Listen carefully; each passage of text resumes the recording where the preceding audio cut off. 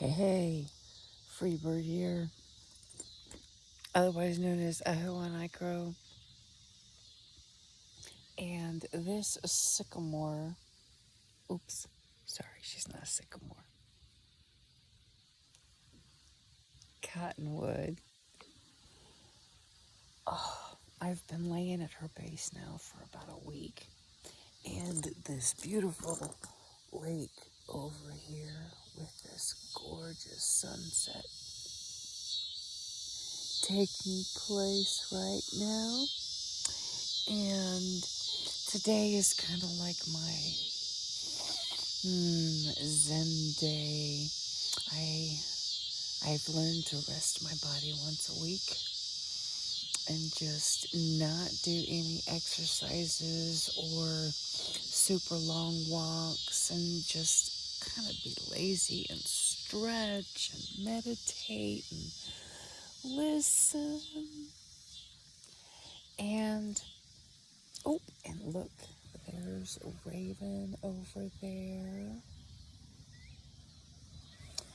And there's Rashini down there. That's my super blessing of a silk veil, kind of like a cocooned sleeping bag that a precious, beautiful, very creative sister helped me with. She did all the sewing. It was so cool. She's amazing. Anyway, I have been asked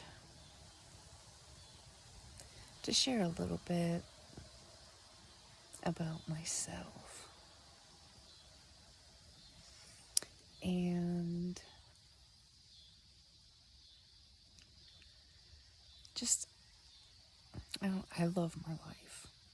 I absolutely love my life. Now, I've not always been able to say that.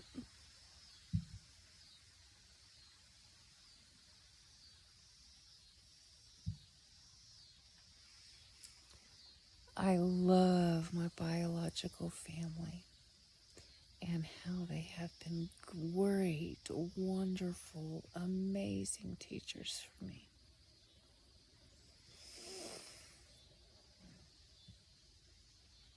However, there's a part of my biological family that I'm still in touch with.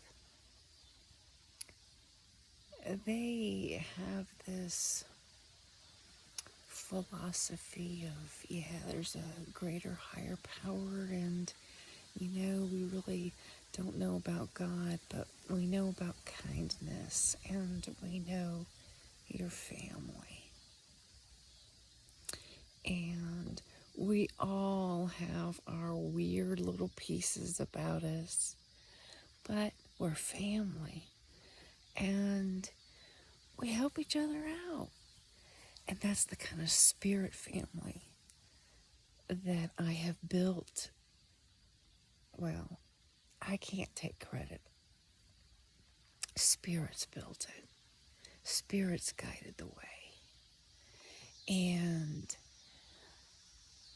that kind of beautiful, loving kindness with all creatures, all animals. We're all animals, really. We are all animals. We're the human animal. We've just forgotten our natural animalistic side. When you look at the other animals, they know how to be kind to each other. Yes, they eat. However, they only take what's necessary. They let live and let live.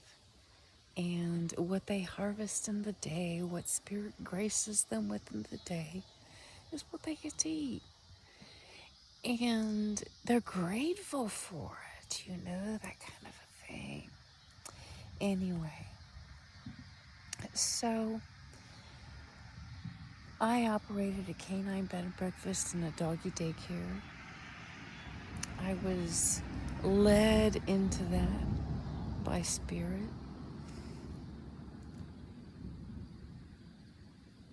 my heart,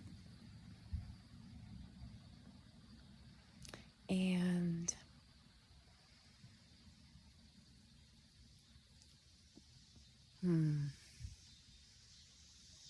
well, this isn't the stuff that I thought I was going to share. Funny how Spirit works.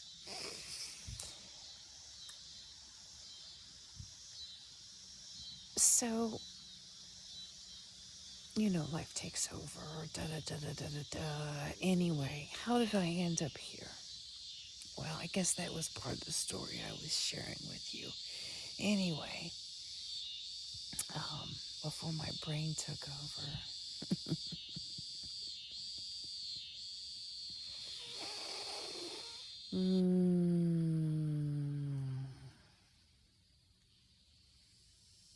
I've shared a lot on Facebook over the years. A lot. I mean, it's been kind of like my diary in a way. I lost a lot of stuff when, well, I lost it in the physical sense. When I lost Damon, somehow all of my hard drives, all of a lot of different stuff just got wiped out. And interestingly enough, a lot of that was workshops and writings and recordings of the 50-state peregrination, the whole nonprofit, a lot of the nonprofit. All those websites had gotten taken down, and I had pulled all of the documents and I had put them all on those hard drives, and basically a big diary, journal, holes, whatever did get put out, a teaching module, different things like that, all these recordings and videos and different things, a whole manual that I put together for the Emerson Theological Institute.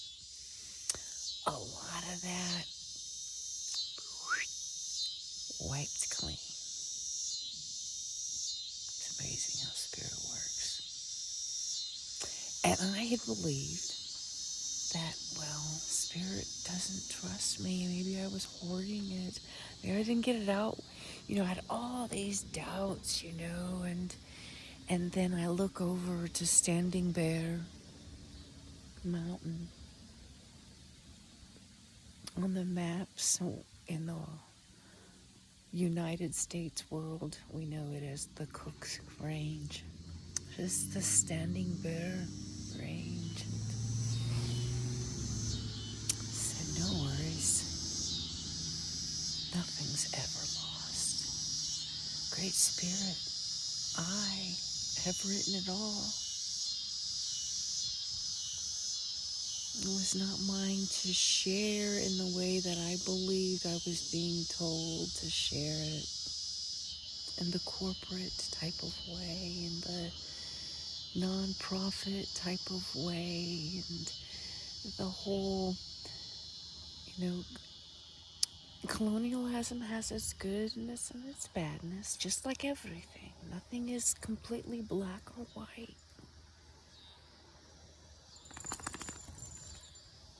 It's this 3D polarity world that we get to experience and make, our perspectives and opinions, and Spirit sees through all of our eyes and feels through all of our skin.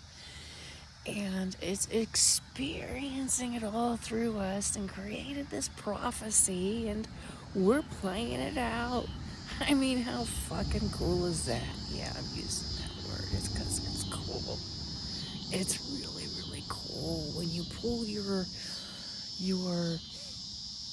little self out of the way and you really look at the big picture. And I mean, who else could fine tune all of these details? such a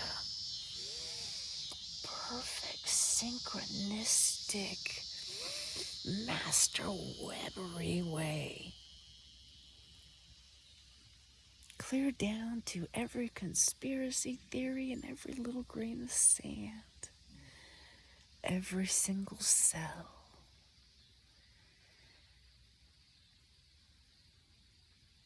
You know, I'm still questioning this about free will.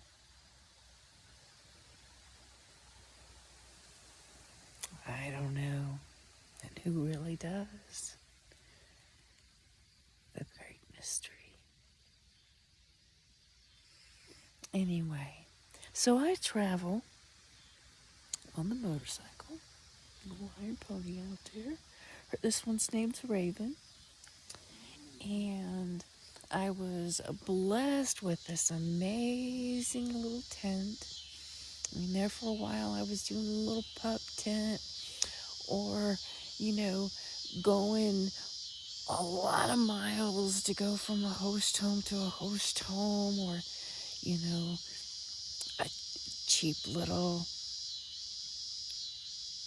I call it indoor camping, little hotel room where you got, the bare necessities, and you're like, really?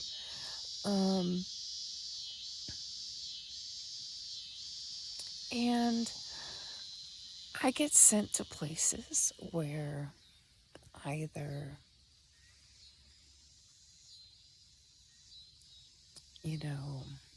nobody really wants to go,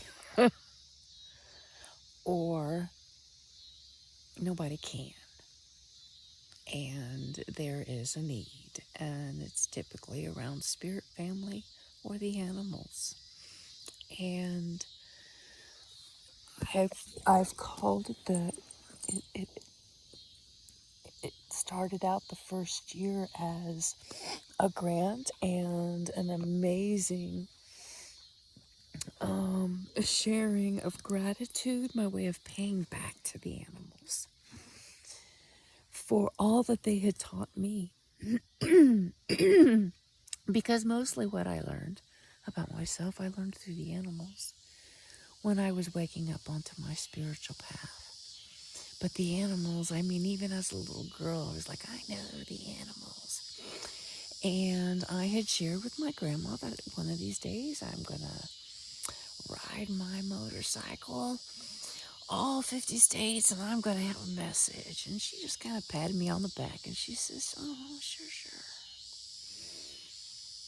So I have, and she was half Cherokee, when then later I found out she's actually only probably a quarter Cherokee, because we also have son, African American, whom was a slave to the Cherokee, and those two met on the Trail of Tears and had a baby, and that was my great grandma.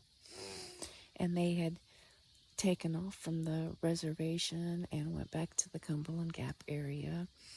And then when Pearl grew up, she met a Caucasian who wooed her, as they did back then, to marry a native and then to take from her.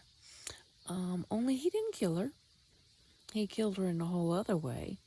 But he chased her away and kept the two girls, and that was one of them was my grandma, and I'm not going to go into that whole story. However, then, she had, obviously, my mom, and then obviously they had me. So, I also have a lot of that Caucasian in me, I mean, part of me was that sheriff in that county who, by gunpoint chased her off and said, don't ever come back. And then shipped the children off and would keep the children on the move. And then finally decided to institutionalize them, the Columbus Institute for the Feeble-Minded. And I guess I'm going into the story. And then one of the care ladies there, one of the ladies helped her escape, and she made it like in an underground railroad type of thing all the way to Cincinnati, where she met her husband, my grandpa, whom I never got to meet. At least not that I am, I think I was very, very young when he, like 1 or 2, I think, when he transitioned. So I have that Caucasian in me as well, this whole white man thing. And, so I go to India, and this is where I touched base with my Roma Gypsy roots. And yes, I will use the terminology Roma Gypsy. I know there are many that feel that it's derogatory. However, we as a humanity must go beyond all of that. I mean, the Native American, we called them savages, right? So there is nothing to be ashamed of in having those beautiful roots, those beautiful, beautiful indigenous roots. And mine came out of the Rajasthan, India area. So you could say the snake people, the cobra gypsy. That was my people in my bloodline. I have the African American in me. And my African American was a slave to the Cherokee. And you have this whole slavery thing. And then, to find out that the Cherokee partook in the slavery piece to, be on the best and be like white man, my understanding. I can be corrected, but this is what I learned. And so I'm like, wow, and so coming to terms with that, coming to terms with a lot of it. And then there's the Irish blood. Well, then here I am in India around a little magic yellow table at a beautiful homestay with a gorgeous Buddhist leader who, by the way, was a woman, and taught me, Buddhist practices, and we would chant together. And I taught her Native American pipe ceremony and meditation out of the Oneness University that I had gone to while I was there. But then I meet this Irishman who was also a Scientologist and also a mystic, which, later he did end up leaving and left Scientology, but he was very, very grateful and shared a lot of the beautiful teachings of Scientology and a lot of his mysticism and the native story of the leprechaun, the rainbow, and the pot of gold. It is very, very spiritual. It is not a cartoon. It is not a bunch of drunks. Yes, we all love, well, I should say humans love their beer. I personally don't like beer, but a lot of humans love their beer. And,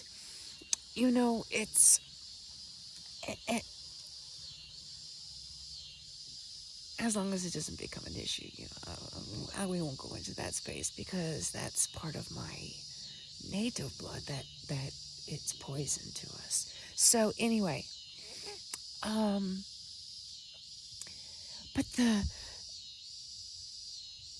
oh my gosh, it was so deep, and I am not going to try to share the story.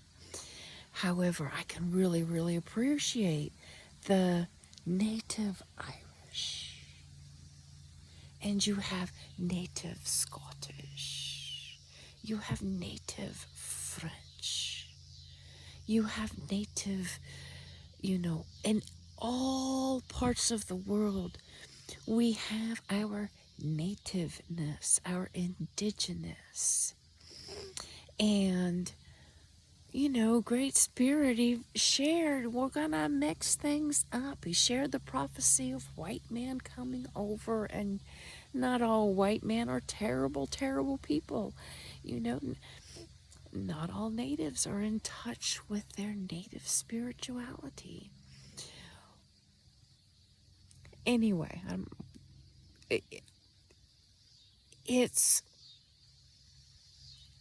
but when we do touch bases with those and go deep, deep, deep, deep, deep down into the stories, into the teachings, we all have the same universal laws or universal principles,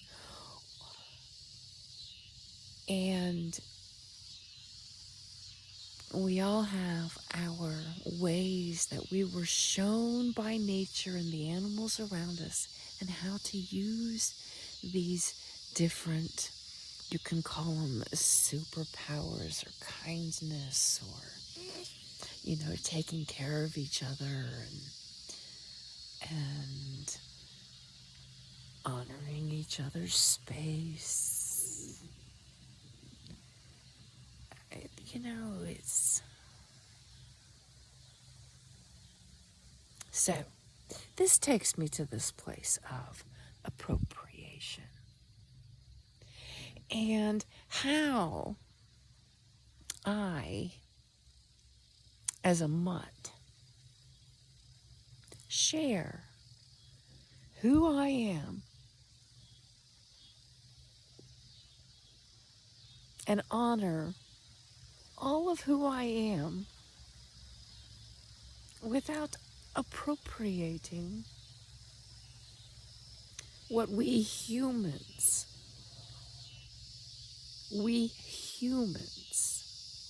have placed into the universe. This, I must be recognized as this, and I must give homage to this, and this, and credit to this, and this. Especially when a lot of us are finding these truths, honoring these pieces of who we are, and then giving recognition. When we can say, I'm a bear.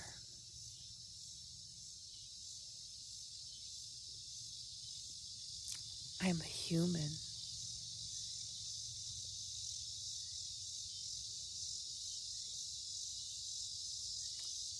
I'm a mockingbird. And I sing the songs and do the dance, so to speak, of many different cultures, because I'm made of many, many, many different cultures. The mockingbird hears all of these songs and sings them all out, and we call it amazing and beautiful. And yet, when us humans do such, if we're using it to make money, maybe that's a different ball game. But again, money is a man-made, a human construct that we've created, and we can uncreate it. Just like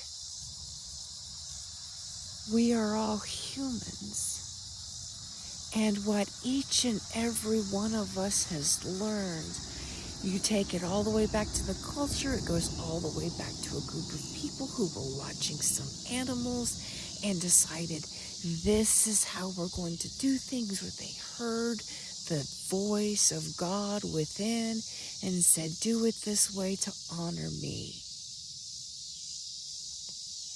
So it all belongs to Great Spirit. If we get our humanness out of the way and be the animal that we really are. just some thoughts from, I guess, was needing to be shared as I'm laying underneath this cottonwood tree. Um, Again, this is not something I normally do, but I'm feeling like this is where I would kind of like to wrap things up because I want to go honor the last little peeps of the sunset and call today a really good day. It was a great day to live, and I'm grateful to all of you humans that have shared so much with me about your ways, your culture, your wisdom, your perspectives, your opinions, your criticisms, whatever.